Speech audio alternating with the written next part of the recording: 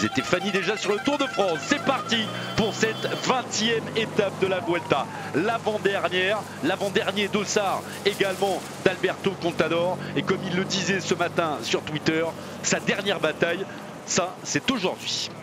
Je crois qu'on a une petite idée sur les intentions d'Alberto Contador. C'est quand même étonnant de voir Alberto Contador. Non, enfin je dis étonnant.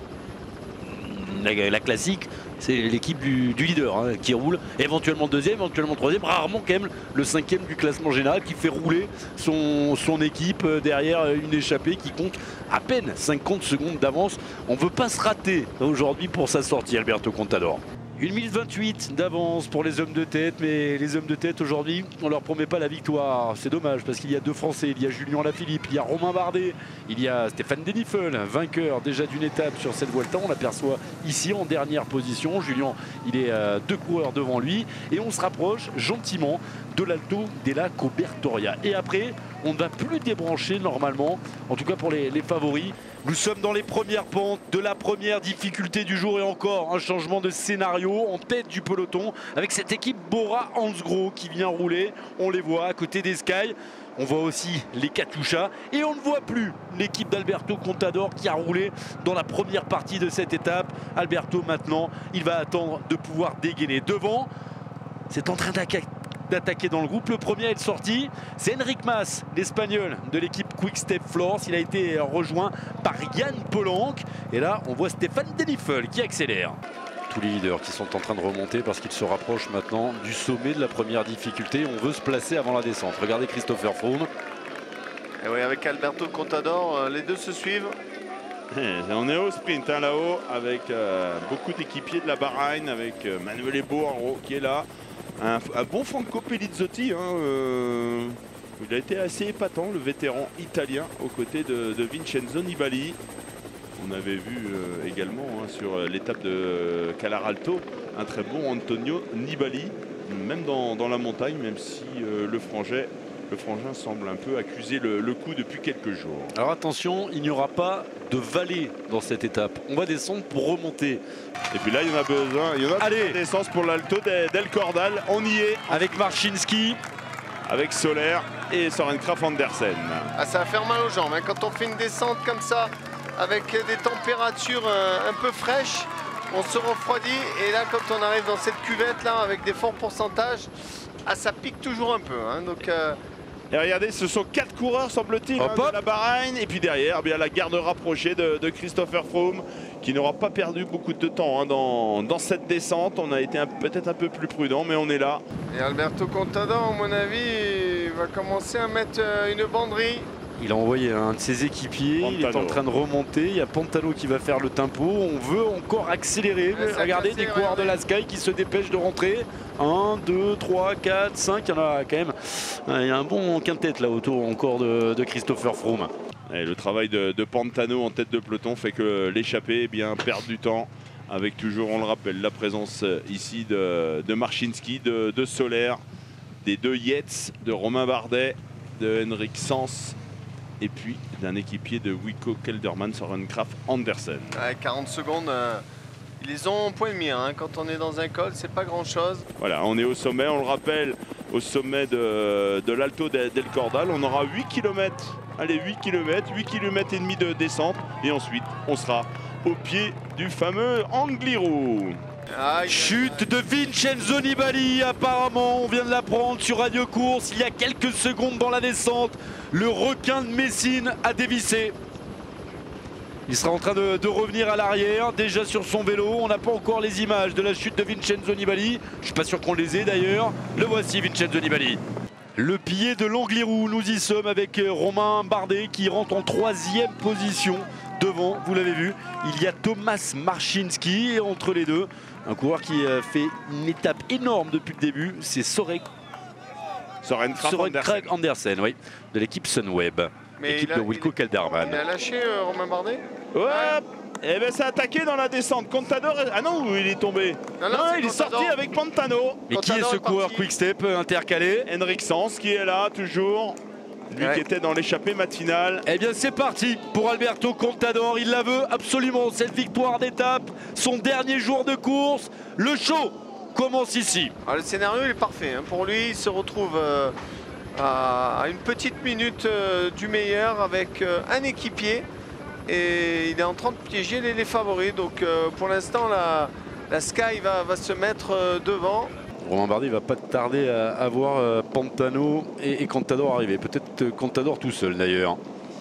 Allez, toujours ce trio hein, qui vient de se dégager. Du moins, Enric Mas, lui, était dans l'échappée. Il a été repris. Mais c'est Pantano qui fait un gros travail. Ça risque de pas trop durer. Hein, parce que tout à l'heure, on l'a vu dans l'Alto del Cordal. Il avait basculé limite. On va surveiller bien sûr ces écarts. On va surveiller la remontada d'Alberto Contador. Mais il attend. Søren Kragh Andersen s'est relevé. Il s'est relevé. On lui a demandé de se relever. Alors qu'il était juste derrière Marcinski en tête de course. Donc là, l'avantage Alberto Contador, il va retrouver des adversaires qui seront peut-être des alliés. Voilà, ça y est, là on est en train de tout mettre parce qu'il y a le feu au lac hein, pour l'équipe Sunweb. Ouais, Contador revient à 45 secondes du podium, vous imaginez, à 11 km de l'arrivée. On n'a pas fait encore les forts pourcentages de l'Angliru. Ça sent vraiment bon hein, pour le coureur espagnol, hein, le podium. Alberto Contador qui suit la route d'Enric Mas puisque Jarlinson Pantano ne peut plus l'aider. Ouais. Donc il reste encore une dizaine de kilomètres. Oui, on rappelle, le plus difficile, ce sera à 7 km de l'arrivée. Là, déjà, on est dans des passages un peu difficiles. Mais c'est à 7 km de l'arrivée que la pente va devenir vraiment un mur. Allez, Marcinski qui va être sur le point de se faire reprendre. Enric Mas se remet à rouler. Ah, il va s'écarter d'un coup, Enric Mas. Et Contador va sortir. Et ouais. Voilà, là on arrive sur la dernière petite plateforme. Assez dur pour Romain, je pense, non? Ou alors il le laisse passer. Mais il met beaucoup de braquets, Romain. Hein, il monte en force. Non, il est en train d'être lâché, j'ai l'impression, Romain Bardet. Et voilà Marcinski qui est un acteur là. Il voit la dernière montée de Christopher Froome. Ah, je la sens bien la victoire d'Alberto Contador aujourd'hui parce qu'il a l'attitude, vous savez, le bon visage, regardez, le bon rectus. Ouais, pratiquement 50 secondes d'avance hein, sur le groupe Froome, sur le groupe Vincenzo Nibali. Et je ne vois pas hein, les coureurs qui viennent de rattraper être capables de lui disputer la victoire. Le danger, ça vient peut-être de ce groupe. Ah, ça y est, il ne reste plus que 2 coureurs. Hein. Voilà, on est vraiment dans les forts pourcentages. Là, c'est dur, hein, mais là, il est porté par la foule, Alberto. Et il lui reste allez, 5 km de difficulté. Ah, il y a un problème. Alberto, il y a eu un problème. Il s'est arrêté. Il a été bloqué. Touché par un spectateur. On voit la Guardia Civile là, qui essaye d'escorter Alberto Contador dans cette escalade de l'Angliru. Et l'écart qui remonte encore depuis que les Bahreïn roulent derrière Alberto Contador. On perd du temps. Alors qu'on a perdu des équipiers, hein. Chris Froome n'a semble-t-il plus qu'un équipier, certainement Wout Poels. Oh, il s'accroche, ah, c'est fini. Ah, fini. Alberto Contador part seul, matelot. Ouais, 5 km 400 pour un exploit. Ah là, il gère sa montée. Hein. Là, voilà, mais il vient de s'apercevoir qu'il n'est plus là. Donc, il ne faut pas qu'il se fasse sauter la caisse. Hein. Donc, tout sur la gestion de l'effort. Il prépare les stockades. C'est fait. Alberto Contador est virtuellement sur le podium du Tour d'Espagne. Pour 1 seconde, si on tient compte de la bonification par rapport à Wilco Kelderman. Il va falloir qu'il bouge, le Néerlandais. Il avait 2 minutes d'avance, un petit peu moins. Ah ben voilà, la réaction de celui qui était... C'est le 4e qui va, Ilnur Zakarin qui sort avec Wilco Kelderman. Oui, mais regardez, on se regarde aussi, on attaque et après on se relève. Donc on n'est pas vraiment dans une chasse pour aller chercher Contador. On est en train de se monter dessus. Et ça, c'est des scénarios qui vont être encore plus à l'avantage d'Alberto Contador. Parce qu'il va y avoir des petits moments de latence dans la poursuite. Ah ouais, plus que des moments d'attaque. Là, c'est l'Angliru, hein. C'est du 22, c'est du 23%. Attaqué. Christopher Froome est parti. Ça y est. Dans le brouillard, il est parti, Christopher Froome. On rappelle, il était pointé à 1,15 hein, d'Alberto Contador. Et il est parti avec un équipier, non? Avec Wout Poels. Tranquille. Zakarin est toujours là. Il veut peut-être laisser la victoire à Poels, non? Bon, il va falloir revenir sur Contador. Il reste plus que 900 mètres, parce qu'on le rappelle, le dernier kilomètre sera quand même un peu moins difficile. Allez, il est en train de coincer Alberto Contador. 20 secondes, ils sont en train de revenir juste derrière. Ah là, c'est bon, au courage. Hein. C'est bon. C'est au courage, voilà, ça va basculer. C'est bon. Là, ça bascule, mais il est allé au courage. Hein, mais bon, là, Javier Guillen qui est juste derrière, il veut être sur la photo aussi, Javier Guillen, le patron de la Vuelta. Et je pense que Wout Poels avait les moyens physiques de revenir sur Alberto Contador, mais Froome n'avait pas les moyens physiques et on a vu que Poels était dans l'obligation d'attendre Christopher Froome. Bon, l'histoire sera belle. Ouais, il s'est fait mal, hein. Il s'est fait mal, très mal Alberto, parce qu'il est allé la chercher celle-là.